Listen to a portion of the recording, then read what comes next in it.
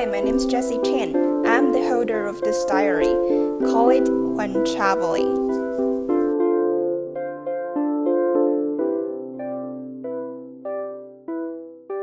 In the morning, I was thinking of fulfilling some last wishes in Helsinki. One is to go to Sauna again. Another is to go to the bar where I wasn't allowed to get in a month ago because I didn't have EU vaccination proof. And the other is to try the famous fish soup. January 14th, 2022, in Helsinki, Finland. However, none of these things went smoothly. Sauna was shut down due to COVID, so was the bar, which meant my effort to change my vaccination proof into an EU one in France was in vain. As for the soup shop, when I arrived at Helsinki Market Hall, the shop was closed. I decided to go to the market again tomorrow morning. I then went back to the hostel and idled around. Sometimes I read magazines, sometimes I had small talks with other guests. That was a pretty normal time until a guy passed me when I left the kitchen. "I saw you here a month ago," I blurted out with excitement. "I guess so." He first froze for a second and responded. I don't know if it's because he really recognized me or because he was just confirming what I said, but I don't know, he was probably terrified by me and thinking, "Who's this weird girl?" Well, that might sound a bit abrupt, but how couldn't you be surprised when seeing someone you didn't expect to see again after 1 month, right? Especially the person you had an impression on. I noticed him because on one hand he has a fruity voice, on the other he talked energetically, which in addition to his accent just gave me the clue he's American. That kind of energetic tone radiates a friendliness which naturally makes people want to talk to him. Anyway, we then started to talk. It turned out he's another inspiring American or Alaskan, which I think he might have identified more with. A month ago when I saw him in the hostel, he was actually looking for a job, trying to stay in Finland, though he hadn't accomplished his study, which means he didn't have a bachelor degree. He didn't give up easily. One of the things he did is to approach someone in the harbor to see if they were hiring people fixing fishing nets, which is a thing he's really good at. 1 month later, when I met him again, he had already secured a job and was processing his resident permit and housing application.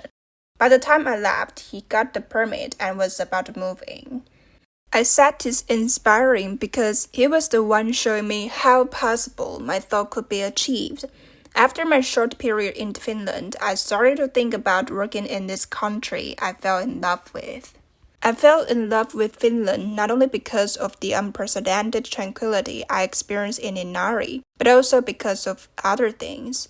The high level of trust of a country, which is reflected in a sign at the airport that reads, "Custom officers are here to help you." The environmental awareness embodied in the recycle system of supermarkets. The efficient and thoughtful application of technology in many aspects of life, and the comfortable distance between people. These are the reasons why I love Finland and the reasons why I wanted to find a job and live there. Though recently, that kind of long staying in a country thinking is gradually replaced by a digital nomad lifestyle, Finland is still the country I want to visit again. And the Alaskan guy is still the one who inspired me to think that living abroad is possible, no matter how impossible it looks for people who don't have a degree of the target country, like me. Actually, it was the small talk with him that made me seriously think of teaching Chinese as a tool for achieving that dream, and I got a certificate in the end. Though again, things changed. I probably won't follow the teaching path I imagined 10 months ago, but he's still the one who gave me hope back then. I once met an American officer. He told me he thinks American guys are modern and open. I won't disagree with that, but what I would like to add is, judging from my limited samples collected on the journey, this American I met in Helsinki and that American I met in Krakow, they both have a strong adventure spirit, which I think is rooted in American culture.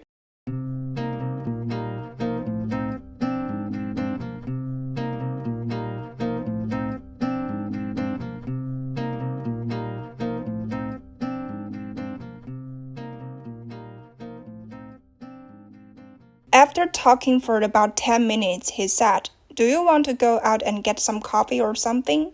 "I would like to, but I'm gonna meet my friend later to get my luggage back." "Okay, if you want to talk, just text me." "Nice," I said.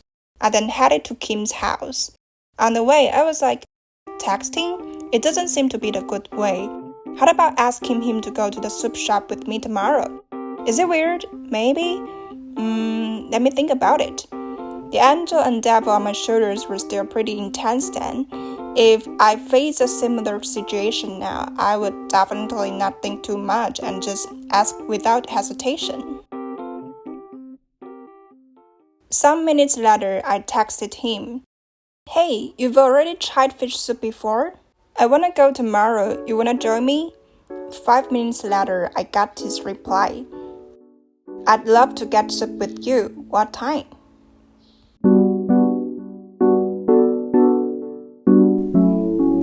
Written by Jessie Chan.